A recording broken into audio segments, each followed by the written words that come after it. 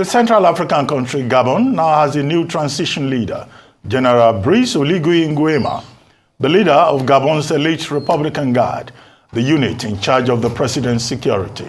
He became the country's leader after army officers appeared on national television in Gabon, annulled the presidential election, and claimed they had taken power and placed the president Ali Bongo under house arrest, and his son has been detained.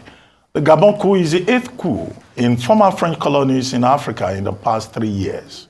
According to the Electoral Commission, incumbent President Bongo had won a third term in office with just under 2/3 of the vote in a poll the opposition claimed was fraudulent. The country has been run by one family for 55 years. France says they're watching and following the situation closely. Meanwhile, the European Union's foreign policy chief, Joseph Borrell, has expressed concern for the whole of the region after yet another military coup.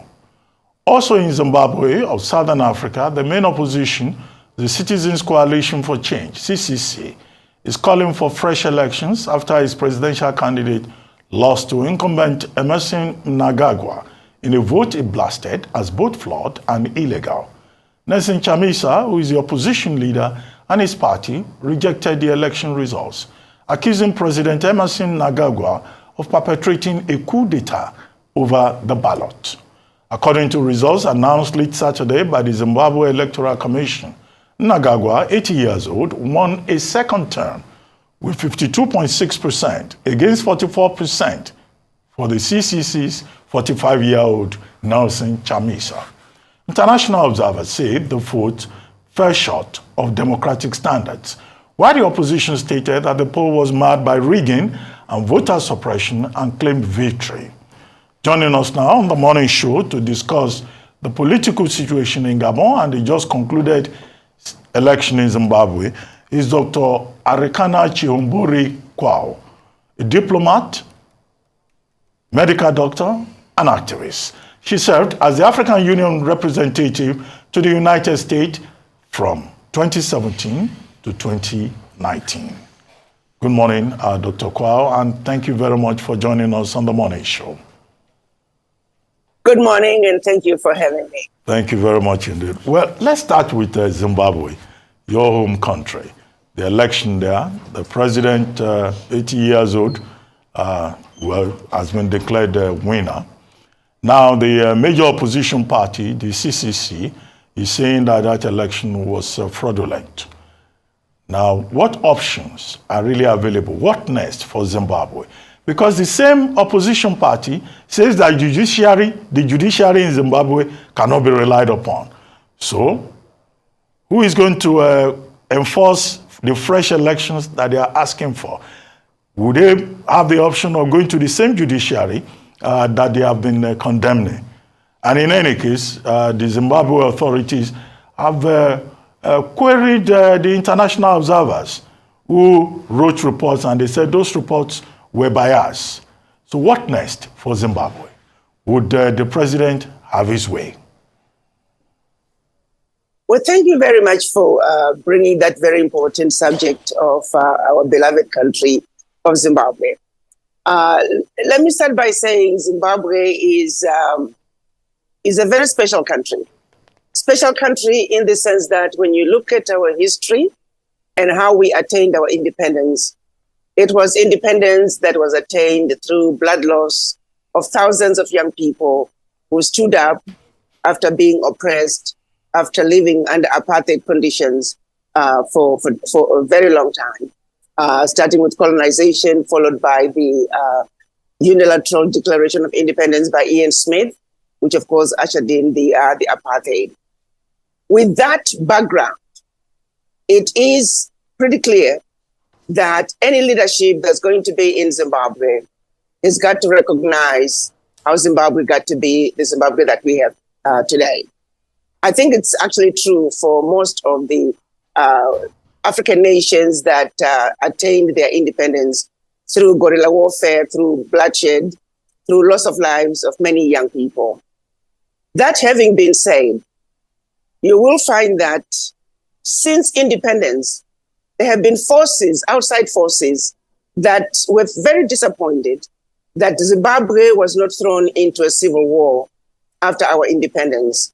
You saw the coming together of President Mugabe and then Vice President Joshua Nkomo.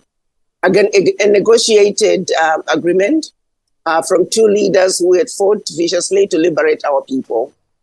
That background, that history of liberation, the history that we must never ever forget, those who lost their lives defending Zimbabwe.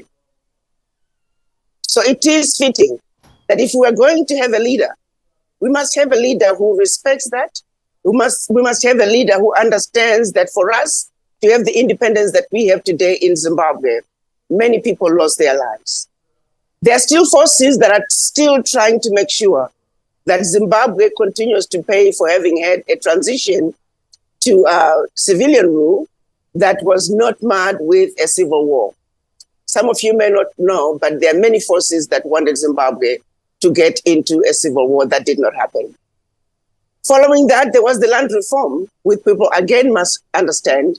The Lancaster Agreement, what it stipulated, what needed to happen, when Zimbabwe would begin to talk about the land reform. It is Zimbabwe that followed the Lancaster Agreement to the T. People don't know that history. It is Britain, it is the white Zimbabweans who did not follow the Lancaster Agreement to the T.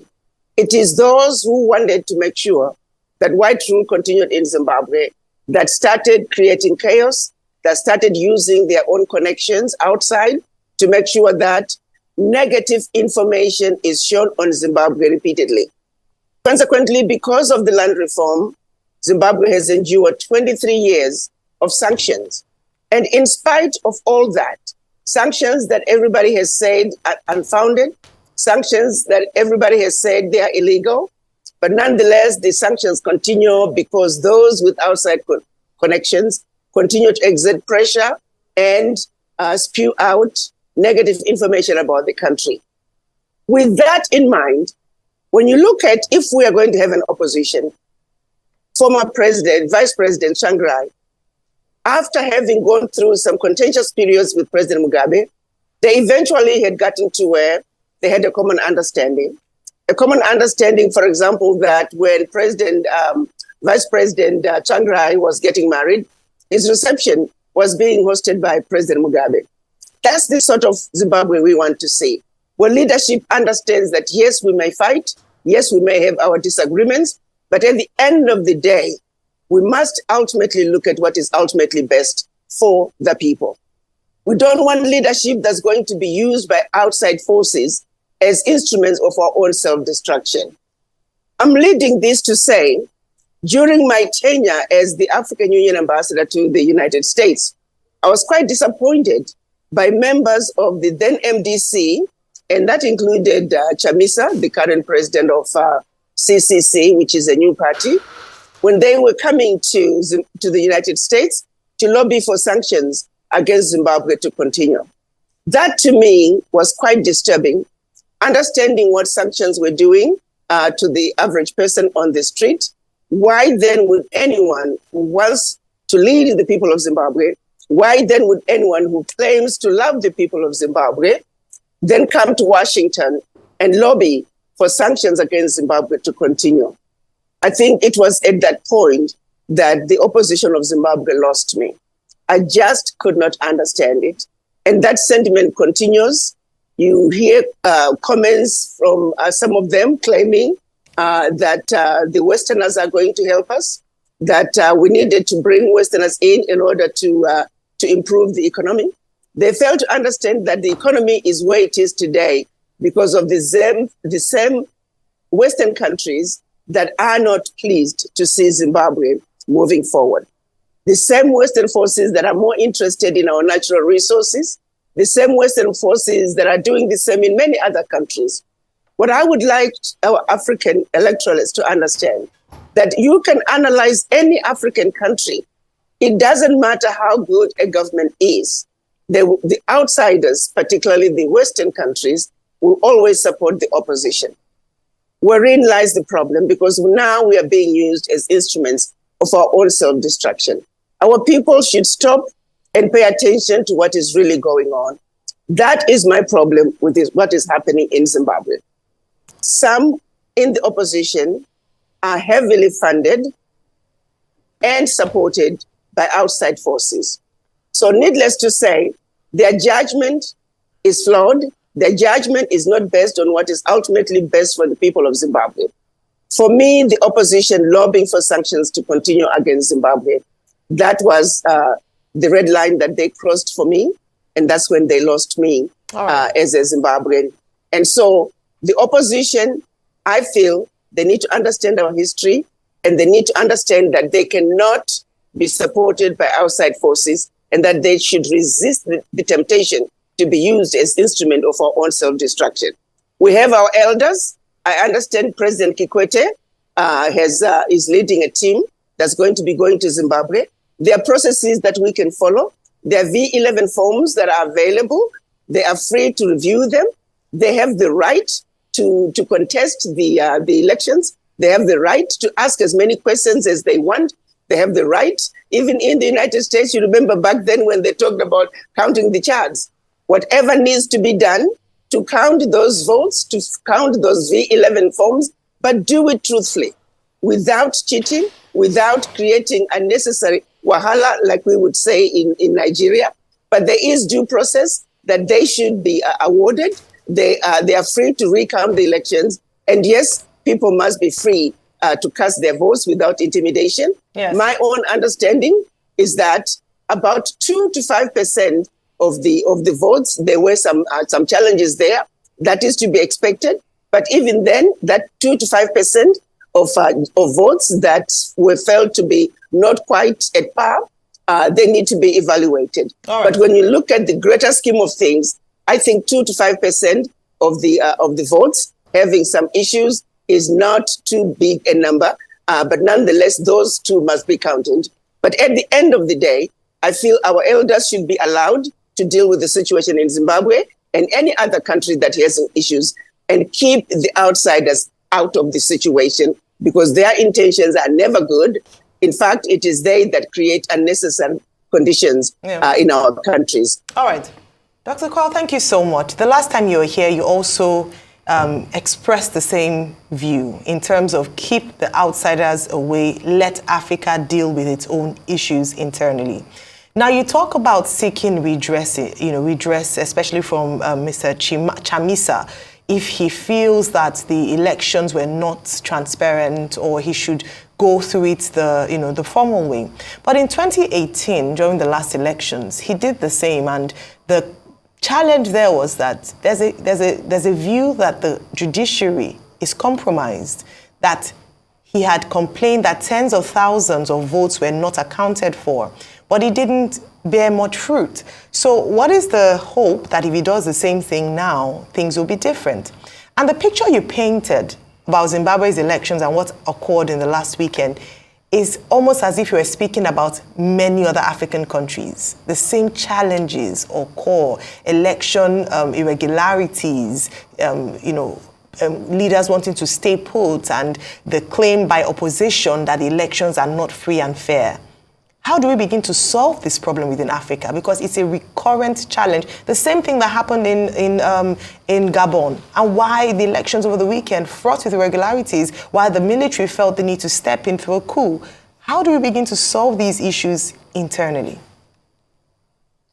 Again, we have to look at each situation very differently. And for the most part, again, I want to go back to the common denominator when it comes to elections in Africa. Why is it that Africans are not allowed to hold their elections without the influence of the Western world? That's where the problem begins, where it doesn't matter, like I said at the beginning, no matter how good a leader is, the Western world is always going to support the opposition.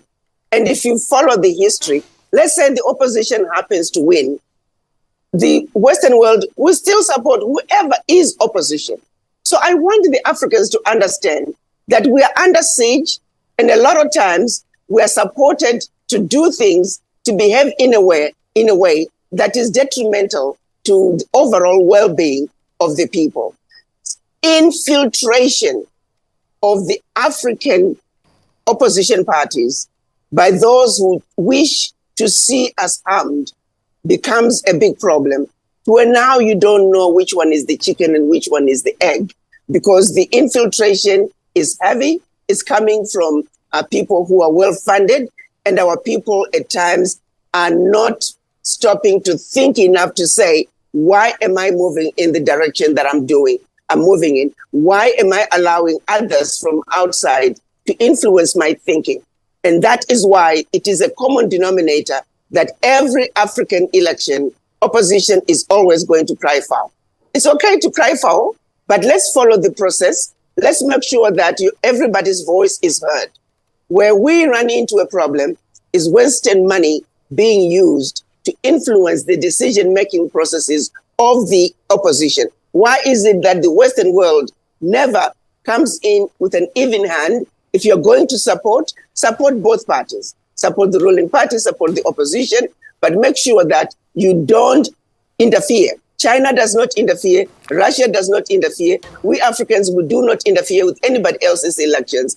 But sadly, African elections are heavily infiltrated, are heavily supported by outside, and always supporting the opposition to create havoc. Wherein lies the problem. That's why you see the common denominator. I am going to table that interference from the Western world is the biggest challenge all African countries are running into. So as Africans, we must look at every election individually. Take the time to understand the leadership. Understand Chamisa in Zimbabwe. Who is he? What does he stand for? And what does he plan to do for Zimbabwe? Be objective in your analysis of the people. Don't just jump onto the bandwagon and just follow the general trends. Oh, African leadership. No, we have some very good leaders who are leading their countries well in Africa. Let's not paint every African leader with one brush. Let's not paint every electoral process with one brush. Now that you're talking about Zimbabwe, I told you on a personal level, and these are my personal opinions, where the opposition lost me. Supporting sanctions against Zimbabwe is a big thing to me, because I know what sanctions are doing to Zimbabwe. And for any leader who's going to stand up and visit the Western world and encourage them to continue sanctions against Zimbabwe, that person does not deserve my vote, and I have no respect for that particular leader. I'm going to say, then let's go on to Gabon. Gabon is another situation. Let's not be quick to jump into it. Just because the junta have taken power doesn't necessarily make it look similar to what's happening in Niger. When we look at what's happening in Gabon, and again, that's my personal assessment, this is a coup that's taking place soon after the elections. You want to look and evaluate the positions of the opposition. What are the positions? Who is the leader of the opposition? Not the junta, but rather the opposition party that was running against the deposed president, Bongo. What was his position? Who was supporting him? And the junta, are they in line with the opposition, or are they going to be a neutral party? All those issues need to be addressed and looked at very carefully and be analyzed. Why? At the same time, we're still running into the invisible hand that is always at play when it comes to African elections, which makes it very difficult for the African electorate to be able to say what is true, what is fact, what is real, and where are the lies, and where is the truth in the middle of all that. But if we are aware that there are outside forces that are constantly trying to topple us, create chaos, and keep us forever chasing our tails, it'll be easier for us to then say, you know, the situation in Gabon, let's step back for a little bit. Let's understand, how do we know that France, realizing that the sentiment that's coming out of Niger, maybe they're re-strategizing. Is it possible that they could have been supporting both the government as well as the opposition? And then now the junta could get mixed up in all that? I really think the situation in Gabon is still fresh, is still fluid. We need to take some time to really understand it and unbundle it and understand who is who, what do they stand for. But above all, let's make sure that the people who are coming to power, they are not being used as instruments of our own self-destruction. So let's take some time and analyze the situation in Gabon truthfully and make sure that we, at the end of the day, we have an African solution to African problems. Once again, I'm calling on our elders to regroup, to come to Gabon and talk to our children, talk to our leaders, so they really understand the issues.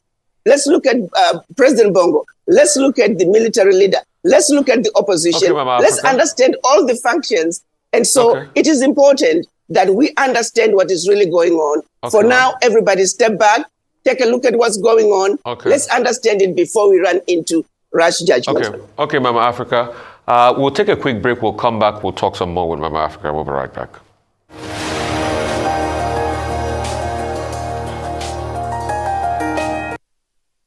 All right, welcome back. We've got Dr. Arikana Chimboro-Kwai, a diplomat and a medical doctor and an activist, popularly known as Mama Africa. Mama Africa, great to have you. It's always a pleasure to see you on the show. But I'd like to carefully disagree with a lot of things you said here and also throw my questions. Number one, you talked about China not, supporting opposition party. China has been supporting, in fact, there are over 50,000 trainings by the CCP to various African oppositions all over the continent of Africa. There are also many ways China's have used soft power to infiltrate African democratic process. And Russia, too, is beginning to take suit as regards that. Also, the other part of the conversation, because we can only blame the West on this. Yes, France. We know France has done a lot of destruction to the African continent, the Western nation. We can't deny that. We cannot deny the likes of what Foucault did, the destructive effect of the likes of Foucault on the African continent. But is it only the Western nations or other people that are coming to benefit from Africa like China that are doing this? And you kept on saying, yes, the likes of Nelson Chamisa shouldn't go abroad and seek, support from opposition, that they should look inward, they should file their case. Ayo pointed it out that Nelson Chamisa filed this case the last time, but nothing happened. So you're also saying that there are some African leaders doing well. Is it what are you saying? Are you saying, that the likes of Menagagwa are good leaders? Did you see the corruption case and corruption investigation documentary Al Jazeera Network released, a 5-part series of how there were transactions around the president and dealing in gold at the expense of Zimbabwean people, the massive corruption case? So is it that Menagagwa is a good leader with all of that? Let me start with the last example that you have given.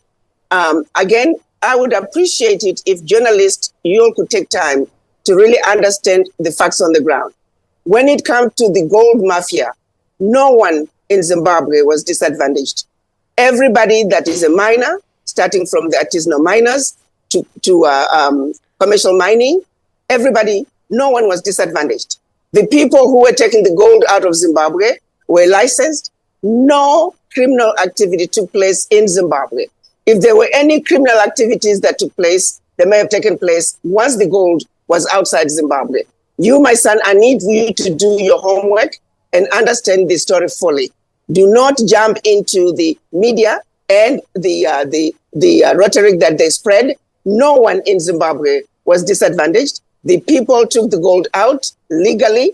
The processes that are followed by anybody else who's taking gold out of Zimbabwe were followed.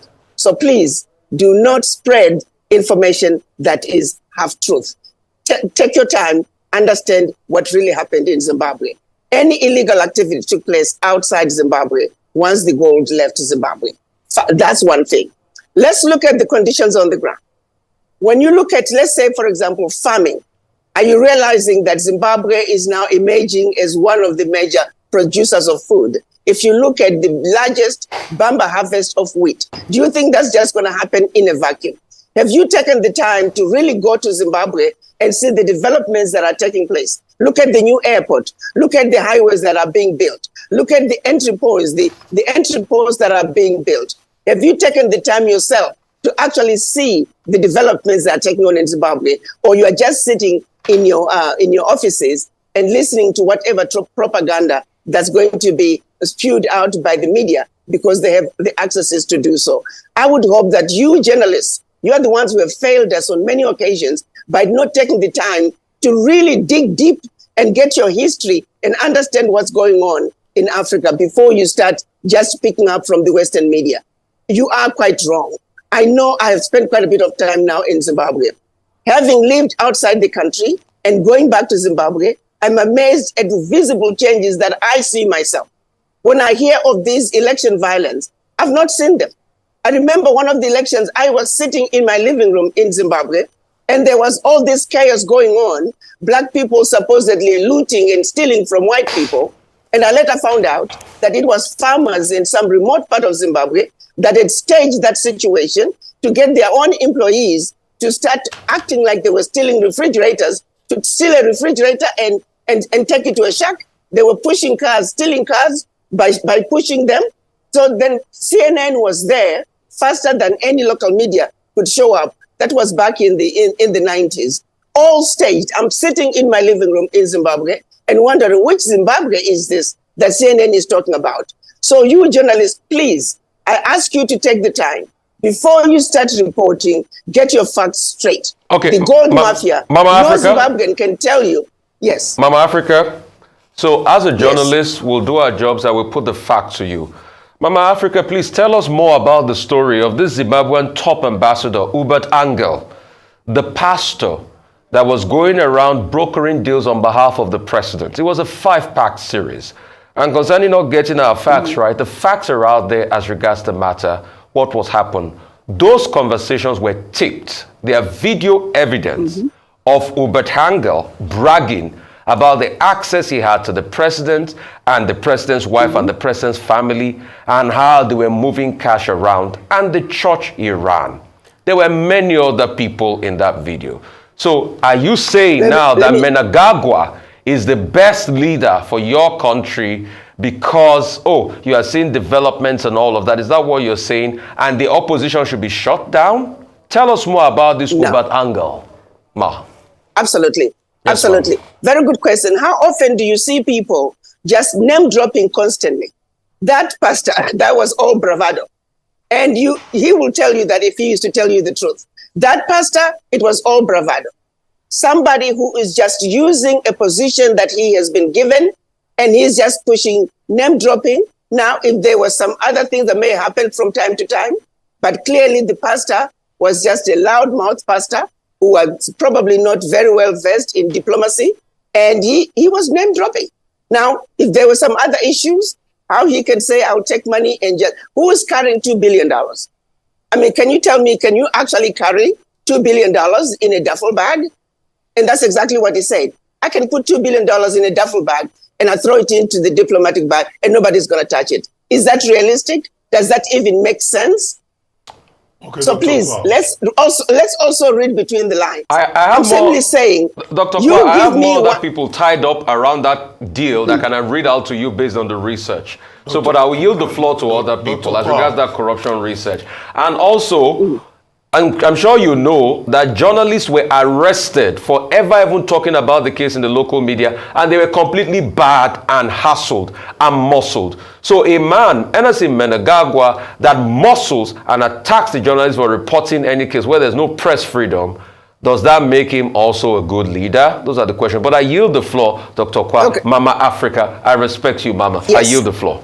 Yes. Well, yeah, let's go back. As someone from May I also... Excuse me. You wanted to say something? No, I was simply saying, you also need to understand that we run into situations with journalists who come into African countries, particularly where there are areas of concern with their own agenda, and are not going to be looking for a balanced evaluation and assessment of the situation. At what point do we continue to allow journalists who are intentionally coming in with a specific agenda to destabilize the country and report negative, false information? We need to be able to define between the two. Journalists who are coming to report the truth and journalists who are coming in to lie. Wherein lies our problem. It's a constant denominator when it comes to African politics. We never get to know the truth because some of our journalists are compromised. Yes, we have some very good journalists, but in the middle of them, there are some that are compromised and they are on the payrolls of foreign nationals. That also is a serious problem that we must address. Dr. Kwao, I concede the point that, well, as someone from Zimbabwe, you have your own choice in the matter. you know, you may well have your sympathies with ZANU-PF and not with the CCC. However, my concern... No, let me say this. Try not to categorize me, sir. I am as factual as I need to be. I refuse to be pigeonholed into an agenda. I make my own assessment. I've told you where I drew the line when I felt, with proof, saw the people myself coming to lobby for sanctions against Zimbabwe. That's when I had issues, and that's where CCC, back then as MDC, lost me. Okay. That for me was a red line that I was not willing to cross. Okay, but what I intend to interrogate is your point that, look, the opposition in Africa often works or, you know, will seem to be influenced by outside interests. It's a conspiracy theory, which, you know, may not really succeed if it is broken down country by country. But what I really wanted to talk about is the Francophone, what someone has described as the Francophone spring. We have seen coups, you know, military interventions now in Mali, in Burkina Faso, in Niger, and now in Gabon. Now, but the difference in Gabon is that the coup makers and the people of Gabon who are jubilating, they have not condemned France. France has been condemned in Mali, in Burkina Faso, in Niger, but in Gabon, nobody is condemning France. In fact, France, through the foreign minister, has condemned the coup. So what makes the Gabon case different? Because there, nobody can establish outside influence. Again, you are making a comment, a statement that nobody can establish outside influence. I'm saying, pause before you make such a firm blanket statement. We don't know if France is involved. And I need you to be clear about that. We do not know if France is involved. So we need to take time. This situation is too fresh. It is too fluid. It's premature for us to make a statement to say France is not involved. I have reservations when it comes to that. France is very conniving. Do not underestimate the games that France can play. We have France right now that is responsible, with other countries, of course, for the terrorist activities, the Boko Haram, the ISIS, the Al Qaeda. So at night they are supporting the terrorists. During the day they are working with the government. They are occupying those countries in the name of fighting terrorism, the terrorism that they created. So please, let's not forget. I am not ready to say France is not involved. France is very conniving. It will be foolish of us to think that France is not involved at this time. I'm saying let's take some time, push back. Let's continue to listen to the generals. Yes, I did listen to the speech of the general. Yes, I did notice that they said nothing about France. They said nothing about neo-colonization. They said nothing about imperialism. Let's wait and see exactly the direction in which the generals are taking us. But I would hold off claiming that France is not involved. I would hold off on that because I don't trust France. They are very conniving. You will be surprised down the road that to some extent they might have been involved. They work both parties. They are working both sides. They are very good at it. And they're doing it right now, even with the fight against terrorism. So please be careful when you say France is not involved. Okay, but Dr. Kwa, what do you think of African leaders who decide to just stay in power permanently and perpetuate themselves and build a dynasty, as you have seen in Gabon and as you have seen in Equatorial Guinea? And that is exactly where President Bongo made a mistake. I disagree totally with that. The family has run the country for 55 years. That's unacceptable. Changing the constitution is unacceptable. So yes, that blame should fall squarely on his lap. He dug his own grave. He never should have done it. But again, I'm simply saying, let's assess the situation for its totality. So we are not spoon-fed into taking one position. For example, right now, you're already quick to turn France loose. I'm not ready to do that yet.